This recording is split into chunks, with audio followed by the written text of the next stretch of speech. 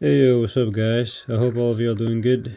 I want to explain why 30 FPS is actually really manageable on the Steam OLED, right? And why I think 30 FPS is just a whole lot better on the OLED when compared to the original Steam Deck, right?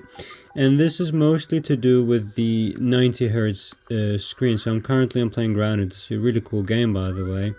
So, I'd like to firstly start. Why is 30 FPS such a big deal, right? Why is it important? Why should we play games in 30 FPS? Now, I'm going to pause the game and I'm going to show you mostly in a lot of games you have a frame rate limit, and it's mostly just 30 or 60 and nothing really in between, right? And if you want to minimize your input lag, you gotta pick one of these, right? You gotta pick one of these, right? So I'm picking 30, so I'm not gonna get input lag and the game is gonna be really great. However, if you want, like this, I'm gonna just show y'all. Now I've capped it to 60, and now like I'm gonna get, like, you can see like 45 FPS. It's gonna be like really anything right now. It feels great. It feels great, of course. But now, for those of y'all, if you want to cap the frame limit here, if you're gonna be doing it here, look, I'm gonna show y'all.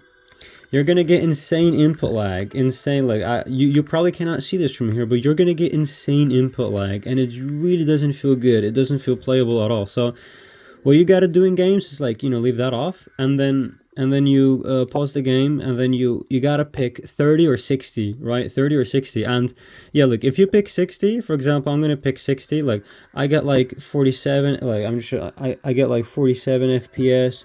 Or if I go that way, I get 43, 44. You get that? So it does feel good. It does look nice, of course, though. Yeah, you are going to get less battery if you do that.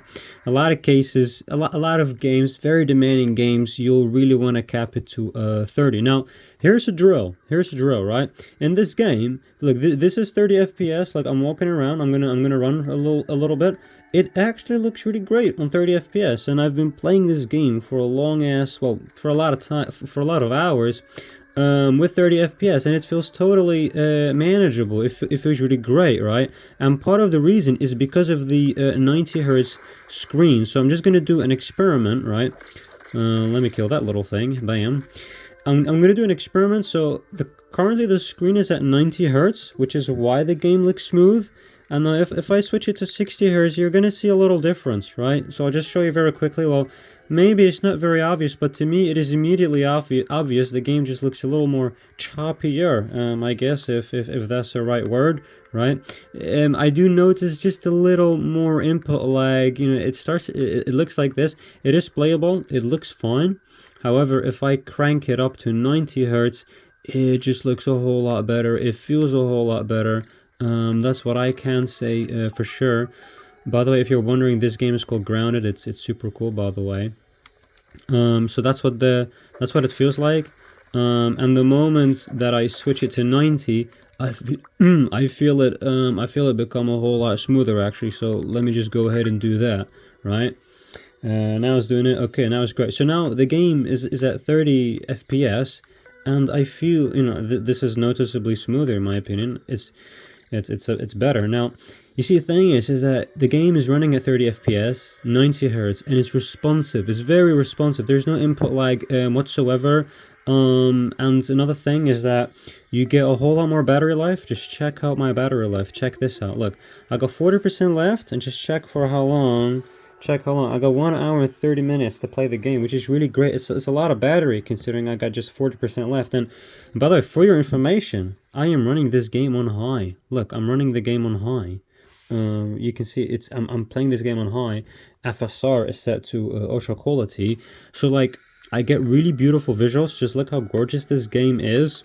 And it runs pretty well, right? And the reason why 30 FPS is so damn important is because if you want to play the latest and the greatest games, they are very demanding on the Steam Deck. So that's why you're gonna have to cap to 30, and then you get a good experience. And the Steam OLED is just way superior with 30 FPS than the original Steam Deck. And normally I used to think 30 FPS was like, you know, really shit, a really shit standard, but actually it's really playable here. I'm really liking this game, right? And sometimes I even forget that it is 30 FPS. Now, if I'm on holiday and I play this game on 30 FPS, like I would get like 3 hours of game time. Like, look at this, 40% left. I got 1 hour 30 minutes. That is really great. If I had 100%, that would easily be 3 hours. Easily be, well, maybe 3 hours and a little more.